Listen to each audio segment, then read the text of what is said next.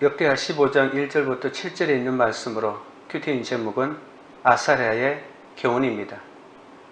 구원을 위해 우상을 없애는 영적 전쟁을 치를 때 하나님이 나의 육적 전쟁을 막아주십니다. 또 아사는 백성에게 조상들의 하나님을 찾게 하고 그의 율법과 명령을 행하게 하죠. 하나님이 주신 권세를 오직 복음을 위해 사용할 때 나라가 그 앞에서 평안함을 누립니다.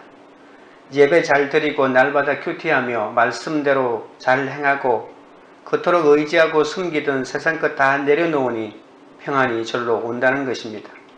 아무리 부모가 물려준 것이라 해도 내 집안에 하나님보다 더 숨기는 산당과 우상이 있다면 반드시 없애고 깨뜨리고 찍어내야 합니다.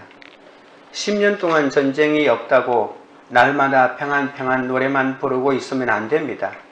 이 땅에서의 평안은 일시적일 수밖에 없다는 것입니다. 사탄이 언제 어떤 틈을 타 비집고 들어올지 모릅니다. 큰 방패와 창을 잡는 자가 30만 명이요 베냐민 중에서 작은 방패를 잡으며 활을 당기는 자가 28만 명이라도 전쟁이 사라지는 게 아닙니다. 내가 아무리 영적으로 무장되어 있어도 믿음의 길을 가면 갈수록 세상과 또 어려운 전쟁을 치러야 하는 것이 그리스도인들의 숙명입니다. 하나님께 평안을 선물로 받은 아사는 거기에 안주하지 않고 유다의 견고한 성읍들을 건축하죠. 아사는 백성에게 유다 땅이 보존된 것은 그들이 여호와를 찾았기 때문이라고 말합니다. 찾았다는 단어를 연속으로 사용되고 있는 것을 어제 큐티 본문에서 살펴보았죠. 주님이 평안을 주실 때 가정과 교회, 나라에 주신 구원의 은혜를 지키고자 성읍을 쌓아가야 된다는 것입니다. 전쟁을 대비해 믿음의 큰 용사로 훈련받는 것이 평안을 누리는 길이라는 거죠. 하나님은 구서의 침공 같은 사건으로 우리가 여호와께 도움을 구하는지 세상의 도움을 구하는지 끝까지 주를 의지하는지 중간에 사람을 의지하게 되는지를 살펴본다고 하셨습니다. 하나님이 주시는 평안은 전쟁이 없는 것이 아니라 전쟁 중에도 주를 의지하며 사명을 감당하는 것에 있습니다. 그럴 때 원수는 엎드러지고 성도는 영육에 엄청난 전리품을 얻게 됩니다. 오늘은 하나님이 영이 임한 아사랴가 구스와의 전쟁에서 승리하고 돌아오는 아사에게 여호와를 찾으라고 똑같이 선포합니다. 그리고 이스라엘이 참신이 없고 율법도 없을 때 하나님이 고난으로 온 땅을 요란하게 하셨음을 상기시킵니다. 아사랴는 아사와 남유다 백성에게 손이 약하지 않게 하여 개혁을 지속할 것을 촉구합니다. 첫째, 승리한 자에게 주는 교훈입니다. 1절입니다. 하나님의 영이 오데스의 아들 아사랴에게 임하심에 아사와 그의 군대가 세라와 전쟁에서 승리하고 얼마나 시간이 흘렀는지 정확하게 알 수는 없습니다. 승리를 만끽하며 노획물들을 즐기고 있는 아사와 유다 백성들에게 선지자의 말씀이 선포됩니다. 아사와 그의 군대가 구스 대군을 전멸하고 어제 본문에서는 한 명도 남김없이 다 죽였다고 했죠. 수많은 물건을 노력하여 돌아올 때 하나님의 영이 오데스의 아들 아사랴에게 임하는 거죠. 아사랴는 혁혁한 전공을 세운 덕이 양양한 아사에게 성령이 주신 말씀을 전한다는 겁니다. 아사 왕 시대 유다에서 사역했던 아사랴는 이름이 이 본문에만 나오고 다른 성경에는 전혀 나타나지 않습니다. 그는 오데스의 아들이라고 하는 이 간략한 계보만 소개될 뿐 어떤 사람인지는 정확하게 알 수는 없습니다. 사실 알 필요가 없는 거죠. 하나님 여호와의 영이란 표현은 역대기 안에서 자주 등장하는 말이 아닙니다. 아사랴, 아마, 레위 사람 야시엘, 제사장 스가랴 등 잘 알려지지 않은 사람들이 예언할 때 소개될 때 이 표현을 잠깐 씁니다. 반면에 나단이나 가시나 예후 등 잘 알려진 선지자에게는 한 번도 사용되지 않습니다. 하나님의 사람은 하나님의 영이 임할 때 예언하는 것이지 어떤 누구 밑에 어떤 스승 밑에 배웠는지 집안이 누군지 아버지가 누군지 그것 때문에 예언하는 거 아니거든요. 예언자는 하나님이 말씀을 주실 때 예언을 선포하는 자이지 세상의 지위에 의해서 예언하는 자가 아니라는 겁니다. 왕이 예언자를 임명하면 그 예언자는 왕의 얼굴만 쳐다보지 하나님을 보겠습니까? 그래서 수많은 성전에 고용된 예언자들이 하나님의 말씀을 제대로 하지 않았고 자신을 고용해 준 사람이 하나님이 아니라 왕이라고 여겼기 때문에 왕이 듣고 싶은 말만 선포했던 수많은 예언자들이 있지 않습니까? 그래서 이름 없이 빛도 없이 오직 하나님의 영에 이끌려 예언하는 자들이 정말 예언자지 어떤 유명한 배경을 가지고 있는 자들은 온전한 예언을 할 수가 없습니다. 이 무명 선지자들이 선포한 말씀도 하나님의 영에 감동해서 주어진 것이기 때문에 어느 선지자의 예언과 견지어도 그 권위가 손상되지 않는다는 것을 강조하기 위해 하나님의 영이 임했다라고 이렇게 말하는 거죠. 우리가 잘 알고 있는 많은 성경을 기록한 예레미야나 이사야나 이런 예언자라 할지라도 반드시 그 말씀 앞에는 하나님이 말씀이 임하여 가라사대 이런 표현을 쓰고 있는 것이죠. 선지자의 경력과 배경에 차별이 없다는 것을 다시 한번 알 수 있습니다. 2절입니다. 그가 나가서 아사를 맞아 이르되 아사와 및 유다와 베냐민의 무리들아 내 말을 들으라. 너희가 여호와와 함께하면 여호와께서 너희와 함께 하실지라. 너희가 만일 그를 찾으면 그가 너희와 만나게 되시려니와 너희가 만일 그를 버리면 그도 너희를 버리시리라.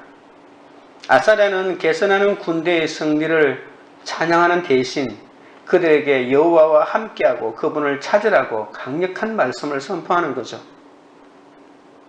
너희가 여호와를 찾으면 여호와께서 너희와 만나실 것이나 너희가 그를 버리면 그도 너희를 버리실 것이라고 경고하고 있습니다.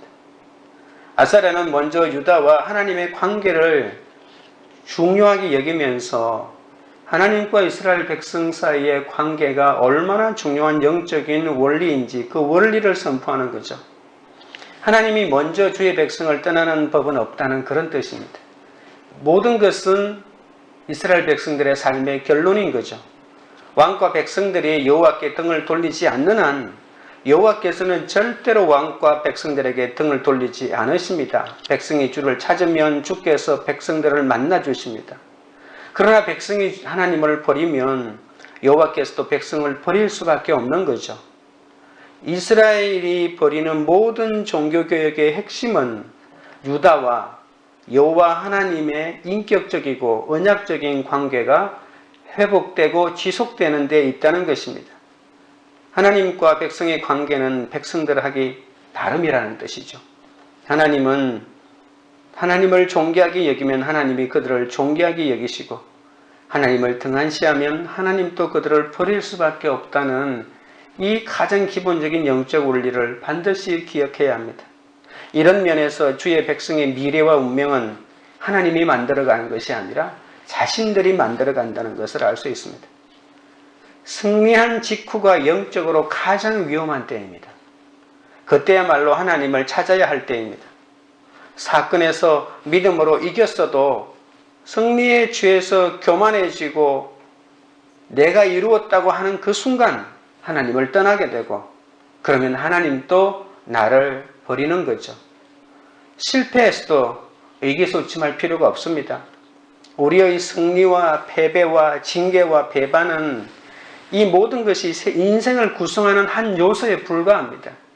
우리가 만약에 실패 때문에 하나님을 더 의지하게 되었다면 그것이 더 유익 아닙니까? 조그마한 승리 하나 얻어놓고 내가 하나님을 버린다면, 나를 의지한다면, 교만해진다면 무엇이 유익이겠습니까? 하나님께서는 그런 일을 당할 때마다 우리의 죄와 연약함을 깨닫고 고백하는 것을 기뻐하십니다. 언제나 우리의 해결책은 회개라는 것을 명심해야 합니다. 내 것을 포기하지 못하고 내 탐심을 멸하지 못하고 쌓아놓고 사는 인생은 그것이 실패한 인생입니다. 사람의 눈으로는 정말 성공한 인생 같고 부럽지만 하나님이 보는 관점에서는 그것은 전혀 성공한 인생이 아니라는 거죠. 진정 성공을 원한다면 내 것으로 삼고 싶은 자랑과 칭찬을 내 삶에서 끊어내야 하는 거죠. 숨기고 있는 내 욕심과 죄를 말씀으로 발견하고 뽑아내야 되는 거죠. 숨기고 있는 욕심과 죄는 말씀이 아니고는 발견되기 힘듭니다. 아니, 세상의 가치관으로는 잘했다, 부럽다, 부럽다인데 어떻게 그것이 발견이 되겠습니까? 평소에 말씀을 지속적으로 묵상하면 스스로 무장한 사람들은 육적으로 편안한 환경이 영적으로는 위기라는 것을 알기 때문에 경계를 늦추지 않는 거죠. 그래서 우리가 사건에서 승리하든 실패하든 늘 하나님의 말씀을 가까이 해야 되는 거죠.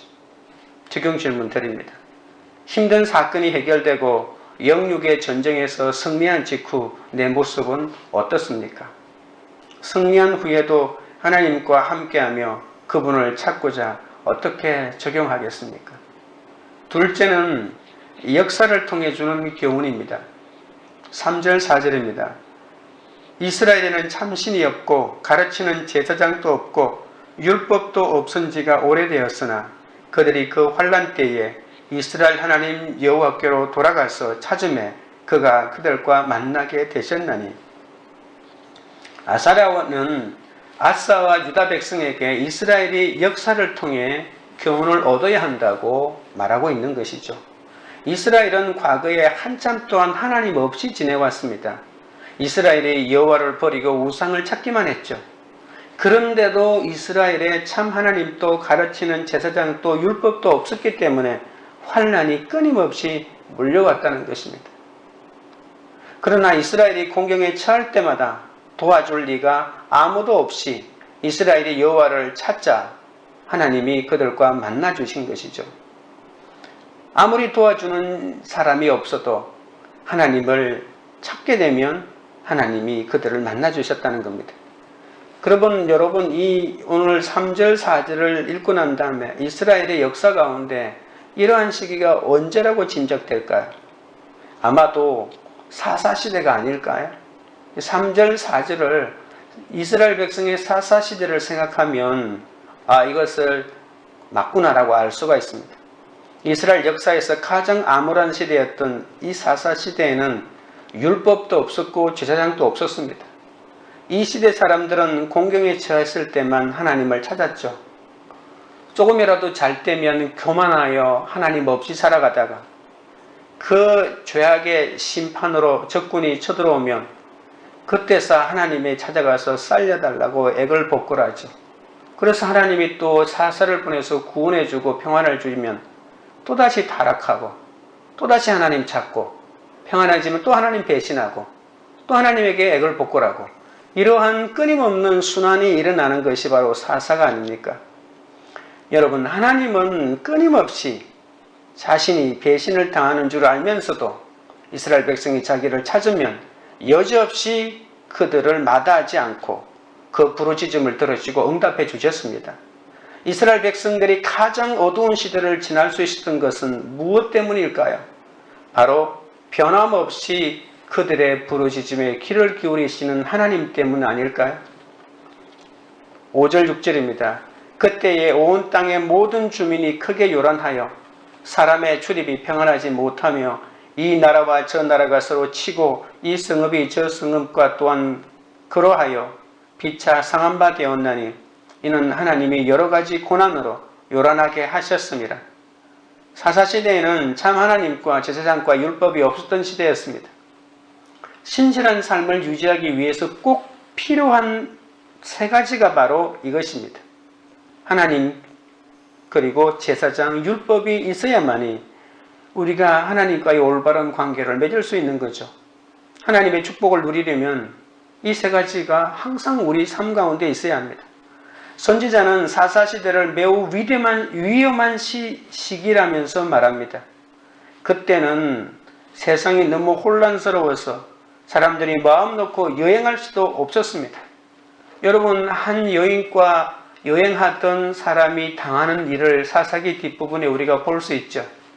그 아내가 비참하게 죽고, 그래서 그것을 알리기 위해서 그 남자가 잘못된 거죠. 남편이라는 자가 한 여인의 자기 아내의 죽음에 대해서 그렇게 무관심할 수가 없습니다.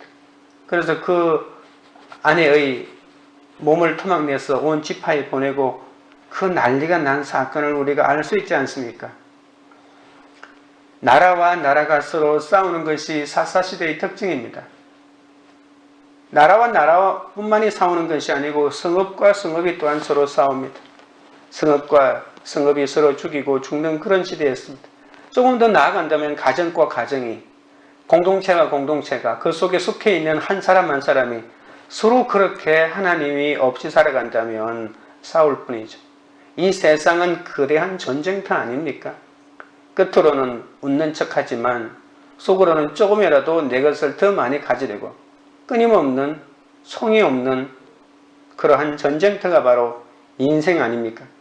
물론 이 모든 전쟁은 남을 죽여 자기 이속을 채우기 위해서 벌이는 비극일 뿐입니다. 세상이 이렇게 전쟁터가 된 것은 하나님이 사람들을 온갖 고난 속에서 고통받도록 내버려 두셨기 때문입니다. 왜 하나님이 이렇게 내버려 두셨죠? 심판이라는 겁니다. 하나님이 인간에게 줄 수 있는 가장 큰 심판은 바로 로마서 1장에 나와 있는 것대로 내버려 두는 거죠. 그래서 인간의 삶 가운데 일어나는 모든 악은 원래 이렇게 생기도록 만들어진 것이 아니고 하나님을 버린 그 심판의 대가로 벌어지는 하나님의 징계라는 사실입니다. 이스라엘의 역사에는 이렇게 배교와 환난과 구원이 반복되었습니다. 이 교훈은 우리의 삶과 가정과 교회와 나라의 역사에도 동일하게 적용됩니다. 우리에게 하나님이 믿음의 공동체가 뭐가 없다면, 말씀이 없다면 어디를 가도 무슨 일을 해도 평안이 없고 요란하고 서로 싸우게 된다는 거죠. 예배가 회복되고 건강한 교회를 만나야 인생의 방황을 버틸 수 있습니다. 길이요 진리요 생명이신 예수님을 믿는데 왜 쉽게 잘못된 결정을 하고 잘못된 길로 갈까요? 나의 육적인 것이 무너지는 겸손, 땅끝까지 내려가는 경험이 없으면 옳고 그름을 분별할 힘이 없기 때문입니다. 나는 옳고 그름을 가지고 공평한 잣대를 가지고 판단해서 내가 이렇게 행동한다고 하지만 그것은 핑계에 불과합니다. 성경은 야고보 4장 2절에 이렇게 말합니다. 너희가 얻지 못하면 구하지 아니하기 때문이요 라고 하셨습니다. 내가 구하지 않았습니다. 하나님에게 묻지 않았다는 겁니다. 무엇이 옳고 무엇이 그런지 묻지 않았다는 겁니다. 말씀에 근거하여 판단하는 것이 아니라 내가 가지고 있는 내 생각과 내 감정에 충실해서 그렇게 판단하고 결정한다는 것이죠. 지금 내 인생의 모든 결론은 나의 잘못된 시각에서 온 것입니다. 하나님의 말씀의 관점에서 나를 판단하고 다른 사람을 판단하고 나와 다른 사람 관계에서 일어나는 일들을 판단하면 올바른 결정을 할 수 있다는 것입니다. 강한 것을 이 세상의 강함으로 이기려고 하니까 유혹이 오고 시험이 오지 않습니까? 나도 돈을 많이 벌었어. 나도 공부를 잘해서 이길 테야. 이렇게 세상의 강함으로 이기려고 하니까 비참한 감정이 들어오고 날마다 비교의식으로 내 감정이 침체하고 유혹이 오고 시험이 들지 않습니까? 믿음으로 이기는 것이 진짜 이기는 것입니다.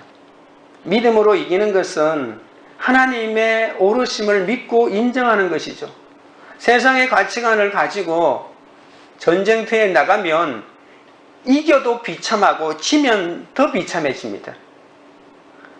어떤 일에도 하나님께서 오르시다는 것을 믿기 때문에 빨리 포기하고 하나님을 따라가는 것, 이것이 인생의 참된 승리를 얻는 방법입니다. 적용 질문 드립니다. 내 삶에 하나님이 없고 공동체가 없고 말씀이 없어서 환난을 겪고 있지는 않습니까? 환난 때에 하나님께로 돌아가기 원합니까? 세상 방법으로 문제를 해결하기 원합니까? 셋째는 지속적인 개혁의 촉구입니다. 7절입니다. 그런즉 너희는 강하게 하라. 너희의 손이 약하지 않게 하라. 너희 행위에는 상급이 있음이라 하니라. 하나님을 버린 이스라엘이 여러 고난으로 고통받는 것을 상기시킨 아사랴는 아사와 유다 백성에게 그런즉 너희는 강하게 하라고 합니다.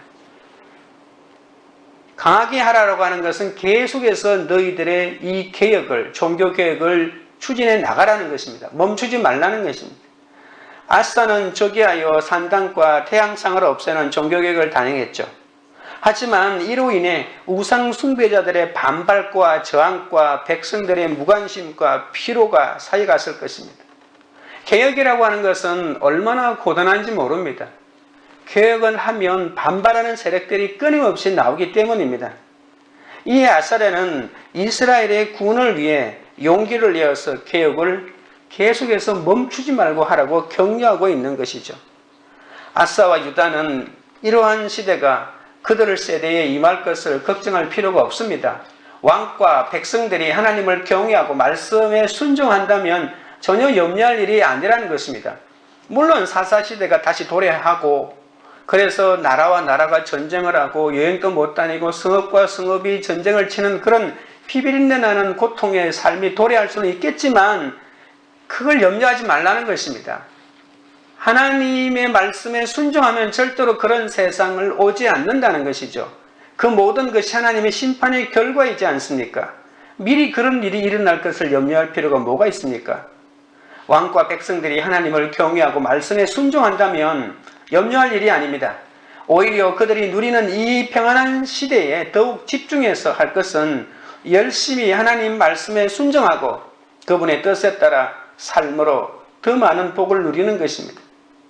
성경은 아무 걱정하지 말고 하나님의 축복을 누리라고 하십니다. 공경과 환난은 닥쳐서 생각하면 되는 것이지만 굳이 좋을 때에 안 좋아질 것을 염려할 필요는 없다는 것입니다. 과거의 성취에 도취되지 말고 미래의 상급을 바라보며 현재의 개혁에 힘을 내라고 권면하는 것이죠. 전쟁에서 이기는 것보다 더 중요한 일은 끝까지 여호와를 찾으면서 말씀으로 내 속의 죄를 진멸해 나가는 것이죠. 산중에 있는 적을 없애는 것보다 내 마음속에 있는 적을 없애는 것이 훨씬 더 어렵다는 옛말이 있지 않습니까?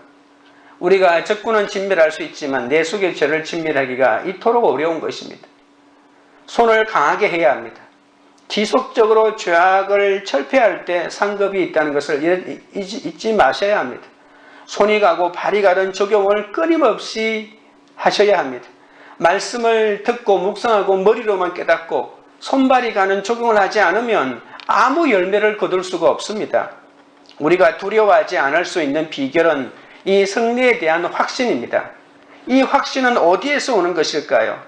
자기 확신에서 올까요? 아니면 그렇지 않고 완전히 반대입니다. 오히려 자기 부인에서 온다는 겁니다. 확신에 차 있다는 것은 자신의 약점과 강점을 잘 알고 있다는 뜻이지 않습니까? 자신의 양점과 강점을 아는 것은 이 자기 부인에서만 비롯된다는 겁니다. 확신에 찬 사람은 자기의 약점을 알기 때문에 강점을 지킬 수 있고 또 상대방의 강점도 키울 수 있게 만드는 거죠. 상대방의 강점을 위협으로 느끼지 않고 자신의 재산으로 여겨야 한다는 겁니다. 그런데 날마다 비교하고 시기하고 질투에 사로잡힌 사람들은 상대방의 강점은 나를 죽이려 하는 위협으로 느끼지 내가 함께 누릴 수 있는 내 강점으로 여기지 못한다는 거죠. 영적으로든 육적으로든 상대방이 나보다 나은 것을 인정하지 못하면 두려움이 생길 수밖에 없습니다. 그 사람을 경계하게 되고 그 사람을 미워하게 되고 그래서 결국은 공동체를 파괴시킵니다. 확신에 찬 사람은 상대방을 수용하고 인정합니다. 상대방을 인정하십시오. 수용하십시오. 나보다 잘한 사람이 있으면 그런 사람이 오히려 나에게도 유익을 줍니다.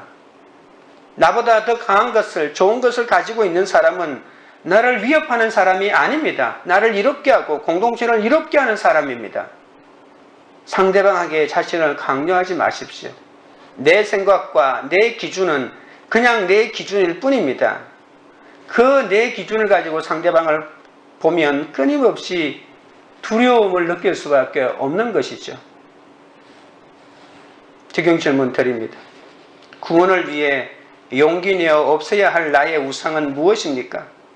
내 속의 죄악을 지속적으로 진멸하는 것에 하늘의 상급이 있음을 믿습니까? 기도드리겠습니다. 하나님 아버지, 승리한 직후가 영적으로 가장 위험한 때이고 하나님을 찾아야 할 때라고 했습니다. 그런데도 조그만 승리에 도취되며 자만하고 있는 나를 불쌍히 여겨 주옵소서. 작은 승리에 자만하지 말게 하시고 실패에서도 의기소침하지 않게 하여 주옵소서. 승리와 패배와 징계와 배반이 인생을 구성하는 한 요소의 불가함을 알게 하여 주옵소서.